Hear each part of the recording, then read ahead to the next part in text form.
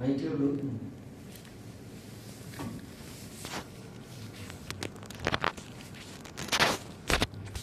నమస్కారం.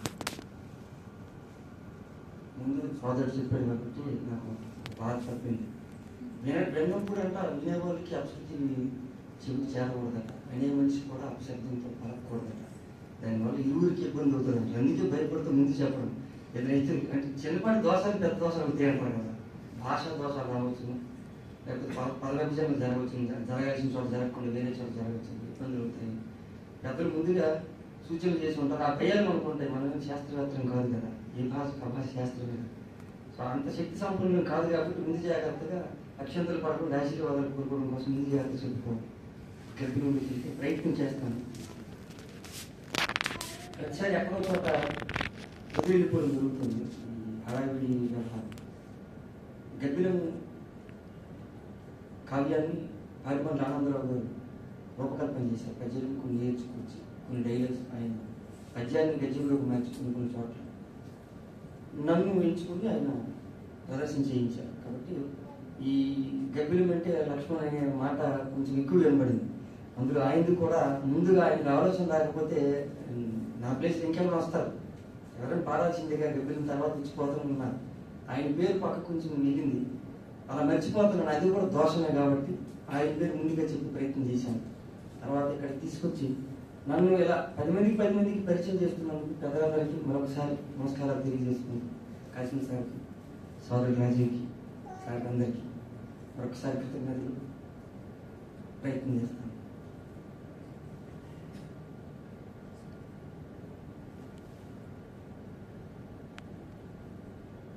ఎవరది?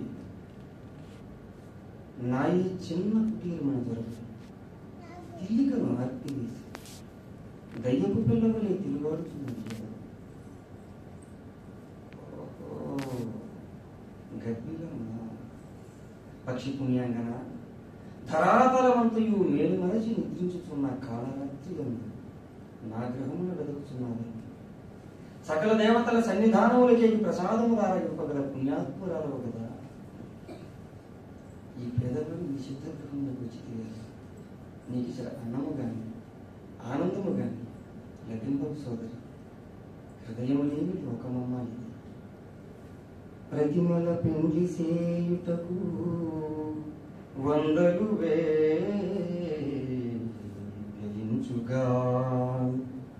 దుఃఖితమతులైన పేదల ఫకీరుల శూన్యములైన పాత్రలం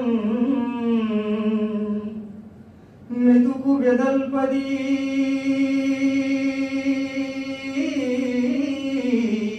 భరతమేదిని 33 కోట్ల దేవతలెగబడ్డ దేశమునా భాగ్యవీనుల చుట్టులారునే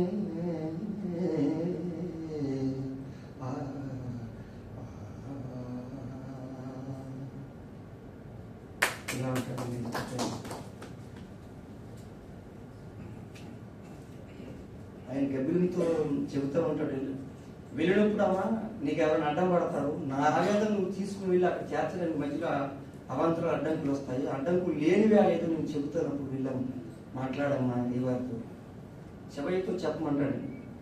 ఎలా చెప్పమంటున్నాడు పెద్ద ఆయన గర్భిణంతో. ఆలయంబున నీవు వేలాడు వేళ శివుని చివి నీకు కొంత చేరువుగా నుండు మౌని ఖదరాని పూజారి లేని వేళ విన్నవింపును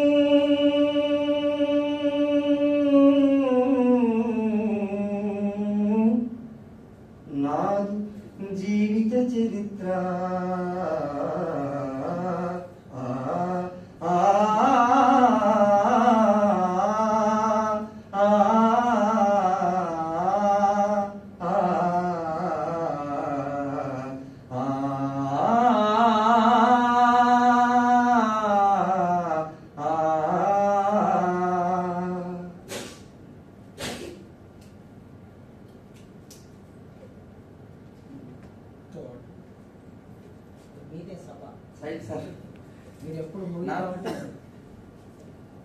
చదువుదాం పద్యం ఆశున్నా కానీ నిద్రలేని తరం వల్ల నీరసం సార్, గొంతు నుంచి మాట కూడా కష్టంగా వస్తుంది. ప్రయత్నం చేస్తాను. పద్యం అంటే అందరికీ ఆనందం లేదు సార్.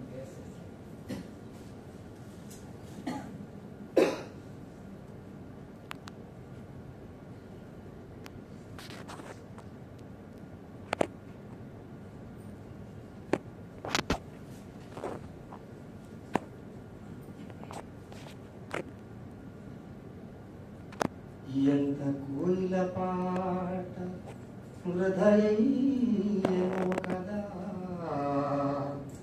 చిక్కు చీకటి వనసీనందు ఎన్ని విన్నెల వారు ఇంకిపోయెనో కదా, కటికి కొండల మీద మెటకరించి ఎన్ని కస్తూరి జింకలీడేరనో కదా.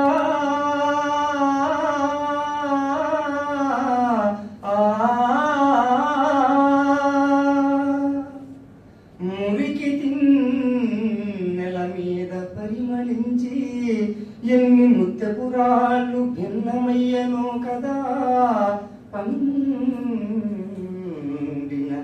వెదురు జొంపములలోన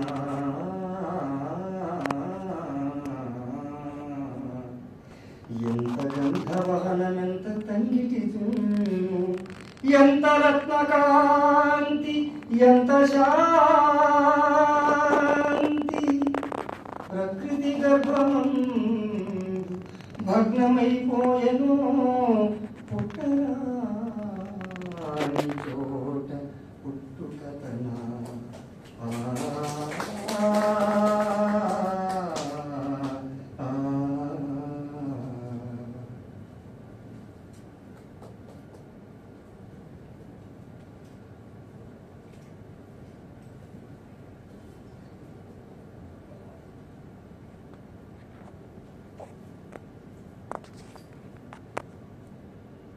వీని ఉద్ధరించు భగవంతుడే లేడు,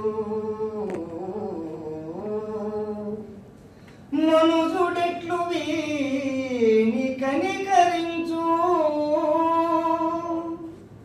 వీడు చేసుకొన్న పాప కారణమేమో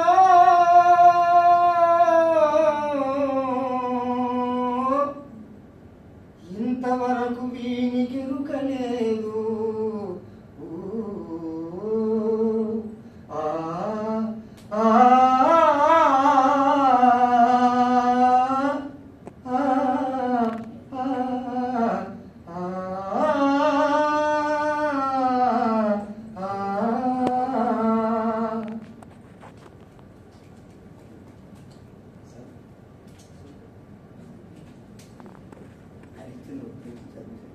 ఆర్ద్రత ఎక్కువ కవిత్రిలా ఉంది.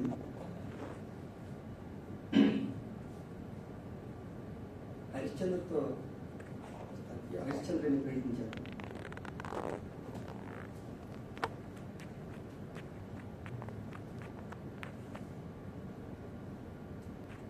ఏది ఎక్కడ నా కుమారు, నేను ఏకాకి కాదు. సర్వజనులు ఏకాకులే, అన్నదమ్ములు అన్నదమ్ములు, ఆలు పిట్టలు, స్నేహితులు, బంధువులు వెంటరారు తుదిన్ వెంట వచ్చున్నది. అదే సత్యం, అదే యశస్సు. స్థిరమై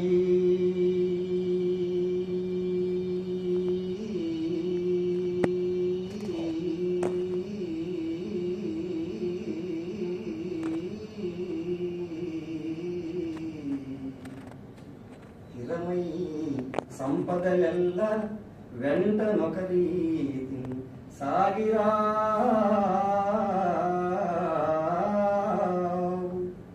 ఏరికి ఏసరికి ఏ పాటు విధించెనో విధి, విధి అవశ్య ప్రాప్యం.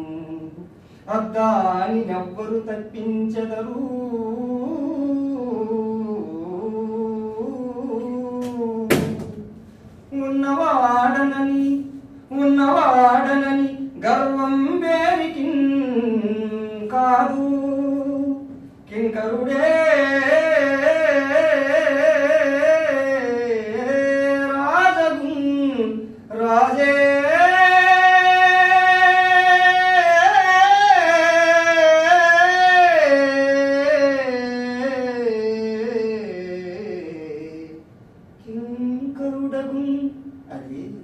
అది కాలానుకూలంగా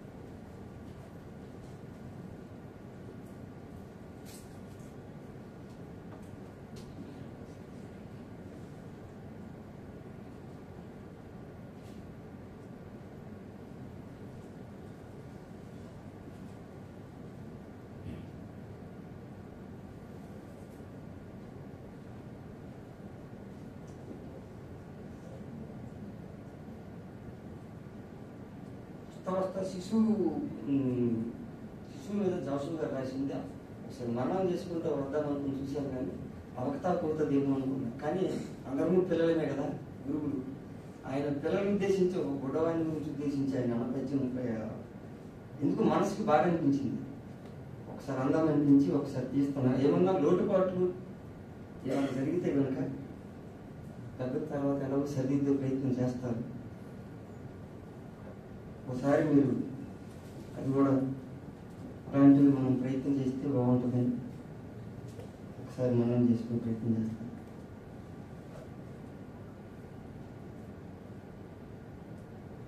ఊయల్లో ఉన్న బొడ్డుని ఉద్దేశించి ఆయన అంటున్నాడు, గానమాలింపక కన్నూయని రాజు అమ్మ కౌగిటి పంజరం చిలక. గానమాలింపక కన్నూయని రాజు అమ్మ కౌగిటి పంజరం చిలక. కొదమ కండలు తేరుకును పిల్ల వస్తాదు ఊయేల దిగని భాగ్యోన్నతుండు. ఉప్పులు దిద్దని ఒక వింత చదువరి సతిని ముట్టని నాటి సాంబమూర్తి రసవాబ్ది తరించి వచ్చిన పరదేశి తన ఇంటి కొత్త పెత్తనపు దారి. ఏమి పని మీద భూమికి నేగినాడో, ఏమి పని మీద భూమికి నేగినాడో. నుడువ నేర్చిన పిమ్మట నుడుగవలయు ఏళ్ళు గడచిన ముందు ముందేమో గాని ఎప్పటికి మాత్రమే పాపమిరుగడెతడు. ఆ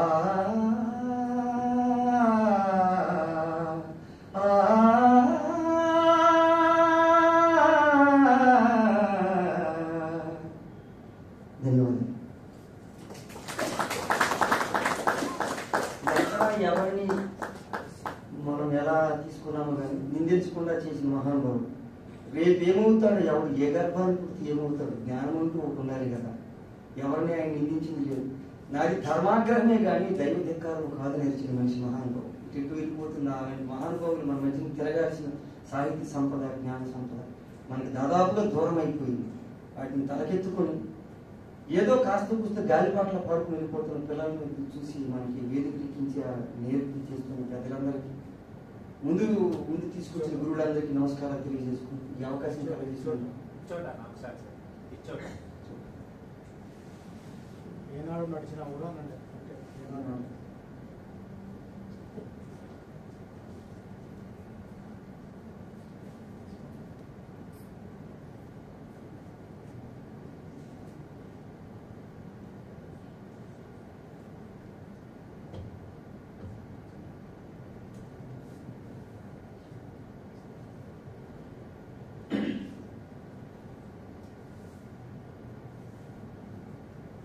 ఇచ్చోటనే సక్కవీంద్రుని కమ్మని కలము నిప్పులలోన కరగిపోయే. ఇచ్చోటనే ఎట్టి పేరెన్ని కనుగొన్న చిత్రలేఖపుని కుంచి నశించే. ఇచ్చోటనే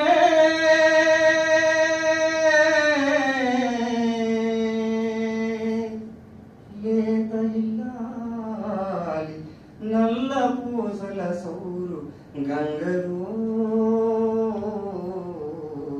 కలసిపోయే.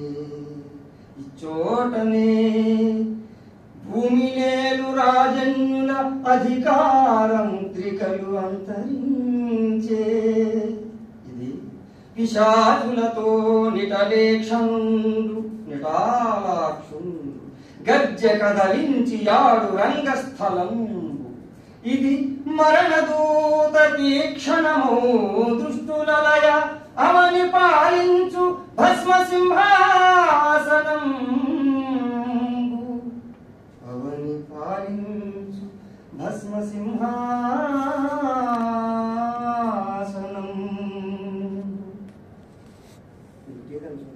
నేను ఇక్కడ పద్యం అక్కడ పద్యం ఇక్కడ చేసుకుని కానీ ఒకే దారిలో ఎత్తుబడి ఎత్తే అక్కడికి వెళ్ళి పేరుతో అందరూ పద్యం కూడా అనుకుంటూ అయిపోతుంది. పాదాలు ఇటుబడి చేసుకుంటూ వచ్చాను సౌలభ్యం కోసం.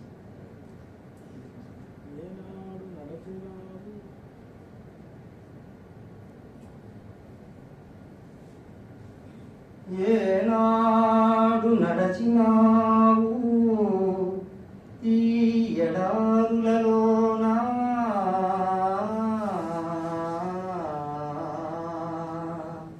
సలలిత ఆరామ సీమలని గాని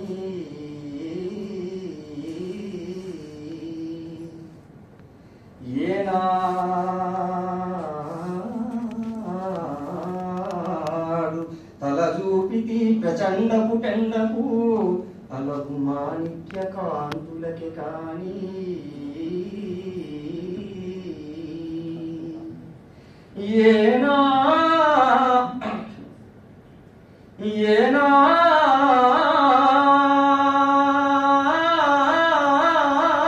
ఏనాడు చవి జూచితి కందమూలం సరసరాజన్న భోజనమే కాని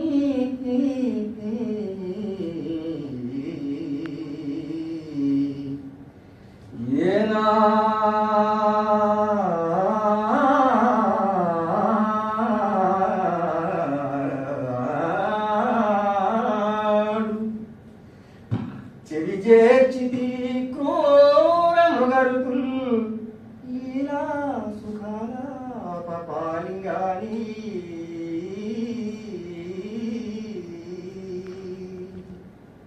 కటకట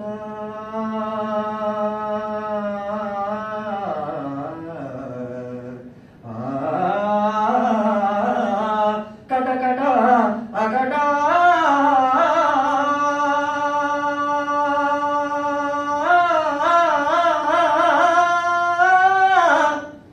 ఎన్నడిరిగితివి ముత్కట దినేశ ఖరగిరణ జాల తప్త కర్కశ శిలాద్రి కటక గమన శ్రమోద్భూత చటుల చింత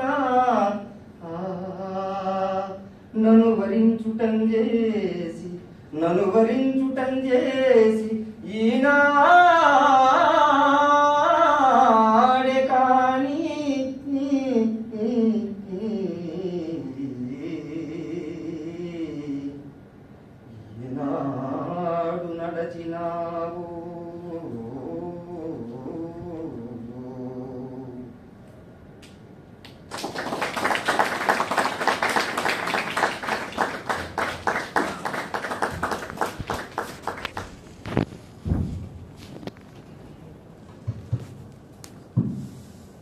ధన్యవాదాలన్నా.